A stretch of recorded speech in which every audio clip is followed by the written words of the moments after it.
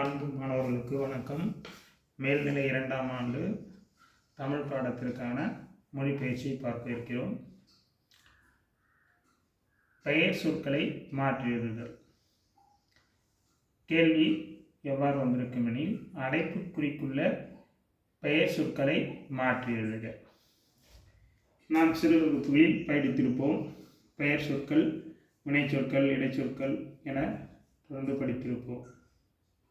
பெயர் சொற்கள் என்பது ஒரு இடத்தையோ, பெயரையோ, நபரையோ, காலத்தையோ குறிப்பதை பெயர் சொற்கள் என கூறுவோம். இவ்வாக்கியத்தில் வருகின்ற பெயர் சொற்களை வாக்கியத்திற்கு தகுந்தாற்போல் மாற்றி எழுதல் வேண்டும். ஒரு எழுத்தையோ அல்லது 2 எழுத்தையோ சேர்த்தால் அந்த வார்த்தை மாறி சொற்றொடருக்கு பொருத்தமானதாக மாறிவிடும். பொதுவாக நாம் பேச்சு வழக்கில் பேசுவதே சரியாக இருக்கும். அதற்கு தகுந்தாற்போல் நாம் இதை சிந்தித்தால் சுலபமாக எழுதிவிடலாம்.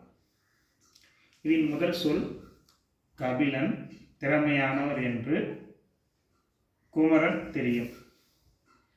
இதை நாம் படிக்கும் பொழுதே முழுமை பெறவில்லை என்று தெரியும். குமரன் என்பது பக்கத்தில் இருக்கின்ற தெரியும் என்ற வார்த்தையோடு ஒட்டாமல் இருப்பதை புரிந்து கொள்ளலாம். நாம் பேச்சு வழக்கில் பேசும்போதே சரியாக பேசுவோம். அதை சிந்தித்தாலே நாம் இதற்கு பதில் எழுதிவிடலாம்.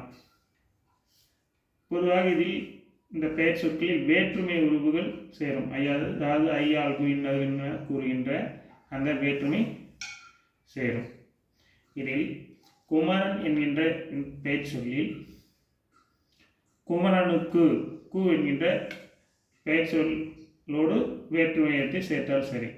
அதுதான் கபிலன் திறமையானவர் என்று குமரனுக்கு தெரியும். அதேபோல் நேற்று முதல் அணை நீர்மட்டம் உயர்ந்து வருகிறது. இதை படிக்கும்போதே இங்கும் நாம் நீர்மட்டத்திற்கும் அணைக்கும் ஒரு பொருத்தமில்லாத தொடர்பு இருப்பதை நாம் அறிந்தலாம். அதில் இன் என்கின்ற வேற்றுமையை சேர்த்தால் அணையின் என வரும். நேற்று முதல் அணையின் நீர்மட்டம் உயர்ந்து வருகிறது. அடுத்து உங்களுக்கு யார் நன்மை என நினைக்கிறீர்கள். யாருக்கும் நன்மைக்கும் பொருத்தம் இல்லாதை உணரலாம். அதை உங்களுக்கு யாரால் ஆள் வேற்றுமை உருவை சேர்த்தால் இது யாரால் நன்மை என நினைக்கிறீர்கள். அதேபோல் இங்கு வேகம் சென்றும் இன்பும் இந்த வேகமும் சென்றும் பொருத்தமில்லாத இருப்பதை நாம் உணரலாம். அது எழுதும்போது முருகன் வேகமாக சென்றும் பேருந்தை பிடிக்க இயலவில்லை. அடுத்து நம்முடைய தேவை அளவு. இதை படிக்கும்போதும் பொருத்தமில்லாதை அறியலாம். தேவை அளவு குறைந்தால் மகிழ்ச்சி பெருகும். இங்கு தேவையின் என மாற்றினாலே தேவையின் அளவு என பொருந்துகிறது பார்க்கலாம். நம்முடைய தேவையின் அளவு குறைந்தால் மகிழ்ச்சி பெருகும்.